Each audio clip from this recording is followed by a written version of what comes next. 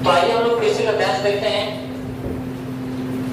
और अभी निम्नलिखित अध्यायों में से किसी एक अध्याय को पढ़कर नीचे के दिए गए प्रश्नों को उत्तर प्रत्येक प्रश्न 2 अंकों का होगा। तो यहाँ हम लोग पढ़ने की कोशिश करते हैं कि गंगा नदी हिमालय के गंगोत्री हिमनद के गौमुख नामक स्थान से निकलती है। देव प्रयाग के बाद इनका नाम गंगा पड़ता है, जहां अलकनंदा तथा भागीरथी आपस में मिलती है। गंगा भारत की सबसे लंबी नदी है। इसकी लंबाई 2525 किलोमीटर है। हिमालय में गंगा का शीर्ष धारा भागीरथी कहलाती है। बांग्लादेश में गंगा ब्रह्मपुत्र से निकलकर पक्ष कहलाती है। गंगा नदी ब्रह्मपुत्र के साथ मिलकर विश्व का सबसे बड़ा डेल्टा सुंदरबन का डेल्टा सुंदरबन का डेल्टा बनाती है। गंगा नदी का अनेक सहायक नदी जिसमें मुख्य है यमुना, सोन, दामोदर, शारदा एवं महानंदा आदि। इसका अध्याय को पढ़ लिए, इसका आंसर ढूंढने की कोशिश करते हैं। इसी में आंसर भी है। तो पहला क्वेश्चन है कि गंगा नदी कहां से निकलती है। गंगा नदी कहां से निकलती है? हम लोग बोलेंगे गंगा नदी हिमालय के गंगोत्री हिमनद के गौमुख नामक स्थान से निकलती है। यही आंसर हो जाएगा। देखिए आंसर भी यहाँ पे लिख दिए हैं कि भारत की सबसे लंबी नदी गंगा। अच्छा, ये आपका 2 नंबर का हो गया। देखिए यहाँ पे 1 नंबर का, गंगा नदी हिमालय के गंगोत्री हिमनद के गौमुख नामक स्थान से निकलती है। ये 1 नंबर का हो जाएगा आंसर। ये क्या आ जाएगा आपका 1 नंबर का। ये 1 नंबर का आंसर हो जाएगा 2 में। और हम लोग देखते हैं दूसरा नंबर होता कि भारत की सबसे लंबी नदी कौन सी है। हम लोग बोलेंगे कि देवप्रयाग के बाद इसका नाम गंगा पड़ता है, जहां अलकनंदा तथा भागीरथी आपस में मिलती है।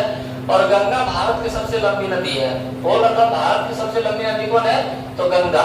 तो देखिए यहीं पर 1 नंबर में लिखा गया भारत की सबसे लंबी नदी कौन है, तो गंगा है। ये आपका 2 नंबर का हो गया, इसमें 1 नंबर का आंसर कि भारत की सबसे लंबी नदी कौन हो गया है, गंगा नदी। और फिर हम लोग तीसरा क्वेश्चन पढ़ते हैं कि हिमालय में गंगा की शीर्ष धारा क्या कहलाती है। तो पढ़िए कि इसकी लंबाई 2525 मीटर है पर किलोमीटर है। हिमालय में गंगा नदी की शीर्ष धारा भागीरथी कहलाती है। देखिए और हिमालय में गंगा का शीर्ष धारा क्या कहलाती है, तो हिमालय में गंगा का शीर्ष धारा भागीरथी कहलाती है। तो देखिए इसके आंसर भी लिखिए कि हिमालय में गंगा का शीर्ष धारा भागीरथी कहलाती है। तो हमारा ये आंसर हो जाएगा। और चौथा देखते हैं बांग्लादेश में गंगा को किस नाम से जाना जाता है। तो बांग्लादेश में गंगा को ब्रह्मपुत्र से मिलकर पक्ष कहलाती है। मतलब बोल रहा है कि गंगा नदी को बांग्लादेश में ब्रह्मपुत्र कहा जाता था। गंगा नदी ब्रह्मपुत्र के साथ मिलकर विश्व का क्या है, सबसे बड़ा डेल्टा सुंदर बनाता है। तो यहाँ पे देखिए ठीक ये है कि बांग्लादेश में गंगा नदी पद्म कहलाती है। बांग्लादेश में गंगा ब्रह्मपुत्र से निकलकर क्या कहलाती है, पद्म कहलाती है। वही बोल रहा है कि बांग्लादेश में क्या कहलाती है, गंगा नदी ब्रह्मपुत्र से निकलकर पद्म कहलाती है। और अगला है कि गंगा नदी की सहायक नदियां कौन कौन सी है। तो बोलेंगे हम लोग कि गंगा नदी की अनेक सहायक नदियां हैं, जिसमें मुख्य है यमुना, सोन, दामोदर, शारदा एवं महानंदा। तो यही आंसर देखिए लिखा हुआ है कि गंगा की सहायक नदियां यमुना, सोन, दामोदर, शारदा एवं महानंदा। ये भी आप लोग क्वेश्चन के जवाब देते होंगे। तो ये जो 3 नंबर का आपका है, 3 नंबर को है, ये 3 का यदि आप को जवाब देते हैं तो 3 के ख का जवाब देने की जरूरत नहीं है। 3 का ख भी आप लोग बहुत आसान से दे देंगे। और हम लोगों के पास ऐसा है कि क्वेश्चन पूछा जाता है 3 नंबर का यदि है तो 2 में से 1 ही को है। क्योंकि यहाँ पे देखिए पढ़िए क्या बोला है कि निम्नलिखित गद्यांशों में से किसी एक गद्यांश को पढ़कर नीचे के दिए गए प्रश्नों को उत्तर दें। 2 गद्यांश रहता है, 2 गद्यांश में 1 ही को जवाब देना है। क्या देना है, 2 में से 1 ही जवाब देना है। और 1 जवाब दे दिए हैं और हम दूसरों को बता देते हैं, लेकिन आप लोगों को जवाब देना नहीं है। दूसरा देखिए, दूसरा हमारे पास है कि केदारनाथ अग्रवाल का जन्म सन 1914 ईस्वी में उत्तर प्रदेश के बांदा जिला में हुआ था। केदारनाथ अग्रवाल हिंदी प्रगतिशील कविता के अंतिम सबसे गौरवपूर्ण स्तंभ थे। केदार बाबू की शुरुआती शिक्षा अपने गांव कमासी में ही हुई। इनका माता का नाम धृष्टो एवं पिता का नाम हनुमान प्रसाद था।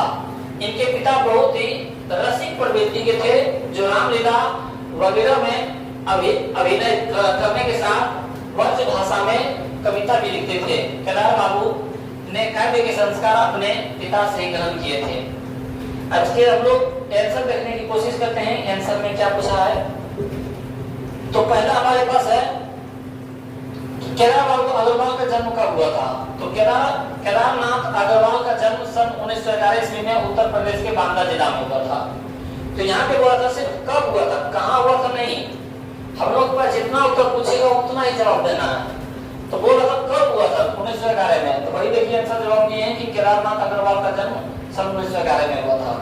और अगला प्रश्न है केदार बाबू की शुरुआती शिक्षा कहाँ से हुई। तो बोलेंगे कि केदारनाथ अग्रवाल हिंदी कविता के अंतिम सबसे गौरव थे। केदार बाबू की शुरुआती शिक्षा अपने गांव कमासी में हुई थी। तो केदार बाबू की शुरुआती शिक्षा कहाँ हुआ था, अपने गांव कमासी में हुई थी। यहाँ पे हम लोग बोलेंगे केदार बाबू की शुरुआती शिक्षा अपने गांव कमासी में हुई थी। ये इसका 2 नंबर कैसा हो जाएगा। तीसरा में केदारनाथ अग्रवाल के माता पिता का क्या नाम था। इनके माता का नाम कष्टो एवं पिता का नाम हनुमान प्रसाद था। हम लोग देखिए वही जवाब दे देंगे कि केदारनाथ अग्रवाल के माता का नाम कष्टो एवं पिता के नाम हनुमान प्रसाद था। 2 नंबर मिल जाएगा। और अगला 6 नंबर का केदारनाथ अग्रवाल के पिता किस भाषा में कविता लिखते थे। तो जो उनके पिताजी थे अभिनय करने के साथ साथ ब्रज भाषा में क्या कविता भी लिखते थे।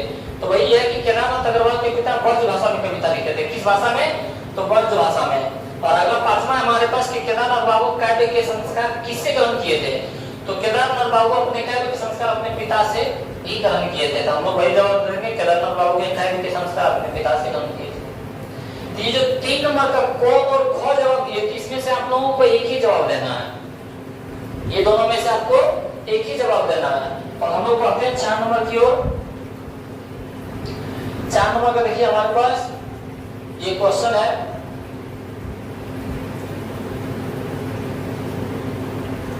हम 1 नंबर और 2 नंबर बता चुके हैं। तो 1 नंबर में 2 का अध्यांश था, 1 जवाब देना है। 2 नंबर में भी 2 का अध्यांश था, 1 जवाब देना है। तो 1 और 2 नंबर हर बार पूछा जाता है। बिहार बोर्ड एग्जाम में 2 क्वेश्चन पूछा जाता है जिसका 10-10 नंबर का 20 नंबर का आता है।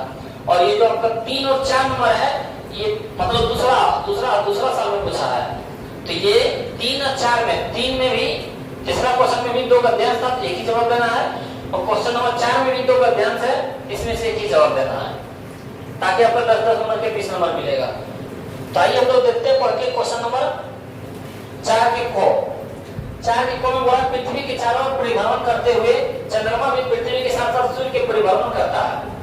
इन्हें दोनों परिभ्रमण से वर्ष और माह की गणना होती है। सामान्यतः 30 दिन के महीने होते हैं। 30 दिनों में 15-15 दिन के 2 पक्ष होते हैं। जिन 15 दिनों में चंद्रमा बढ़ते बढ़ते पूर्णिमा तक पहुंचता है उन्हें शुक्ल पक्ष कहते हैं। और जिन 15 दिनों में चंद्रमा घटते घटते अमावस्या तक जाता है उसे हम लोग क्या कहते हैं, कृष्ण पक्ष कहते हैं। तो इसका देखते हैं आंसर। आंसर पहला बोला है कि पृथ्वी के साथ कौन सूर्य का परिभ्रमण करते हैं। तो हम लोग यहाँ पे पढ़े हैं कि पृथ्वी के चारों ओर परिभ्रमण करते हुए चंद्रमा भी पृथ्वी के साथ साथ सूर्य का परिभ्रमण करते हैं। तो पृथ्वी के साथ कौन भ्रमण करते हैं, चंद्रमा भी। पृथ्वी के साथ साथ चंद्रमा भी सूर्य का परिभ्रमण करता है। पृथ्वी के साथ सूर्य का कौन भी परिभ्रमण करता है, तो चंद्रमा भी। चंद्रमा पृथ्वी का, मान लीजिए ये सूर्य है, ये आपका क्या है, ये सूर्य है। और सूर्य के चारों ओर कौन परिभ्रमण कर रहा है, सूर्य के चारों मान लीजिए पृथ्वी है। ये आपका क्या है, ये पृथ्वी है। तो ये पृथ्वी का चारों घूम रहा है। और ये पृथ्वी के चारों कौन घूम रहा है, पृथ्वी के चारों चंद्रमा घूम रहा है। कौन घूम रहा है, चंद्रमा। तो ये बताइए कि ये भी चंद्रमा इसके साथ घूम रहा है, पृथ्वी के चारों पृथ्वी। तो सूर्य के साथ साथ कौन घूम रहा है, पृथ्वी के साथ साथ चंद्रमा भी घूम रहे हैं। तो वही यहाँ पे क्वेश्चन है कि पृथ्वी के साथ साथ कौन सूर्य का परिभ्रमण कर रहा है, तो पृथ्वी के साथ चंद्रमा भी सूर्य का परिभ्रमण कर रहा है। यहाँ पे लिखा हुआ भी पृथ्वी के चारों ओर परिभ्रमण करते हुए चंद्रमा भी पृथ्वी के साथ साथ सूर्य का परिभ्रमण कर रहा है। तो वही बोला पृथ्वी के साथ साथ चंद्रमा भी परिभ्रमण कर रहा है सूर्य के साथ। और दूसरा नंबर में है कि कितने दिनों के महीने होते हैं। तो यहाँ पे बोल रहे हैं कि इन्हीं दोनों परिभ्रमण से वर्ष और माह की गणना होती है। सामान्यतः 30 दिनों के महीने होते हैं। तो बोला था कितने दिनों के महीने होते हैं, तो 30 दिनों के महीने होते हैं। तो यहाँ पे देखिए कि ये महीने 30 दिनों के होते हैं। और दूसरा में 30 दिनों में कितने पक्ष होते हैं? तो 30 दिनों में 15 दिनों के 2 पक्ष होते हैं। तो यहाँ पे देखिए 30 दिनों में 2 पक्ष होते हैं। यहाँ पे जितना पूछता उतने जवाब दे रहा है। 30 दिनों में कितने पक्ष होते हैं? तो 30 दिनों में 2 पक्ष होते हैं। कितने पक्ष होते हैं? 2 पक्ष होते हैं। और चौथा क्वेश्चन है हमारे पास शुक्ल पक्ष किसे कहते हैं? तो देखिए यहाँ पे शुक्ल पक्ष और जिन 15 दिनों में चंद्रमा बढ़ते बढ़ते पूर्णिमा तक जाते हैं उसे शुक्ल पक्ष कहते हैं। तो भाई बोला जिन 15 दिनों में चंद्रमा बढ़ते बढ़ते पूर्णिमा तक जाता है उसे शुक्ल पक्ष कहते हैं। अगला 5वां नंबर में कि कृष्ण पक्ष किसे कहते हैं?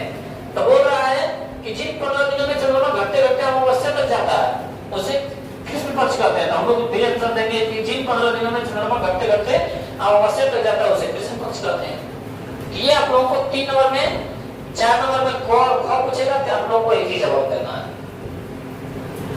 और हम लोग देखते हैं इसका ख का ध्यान देखिए ये वाला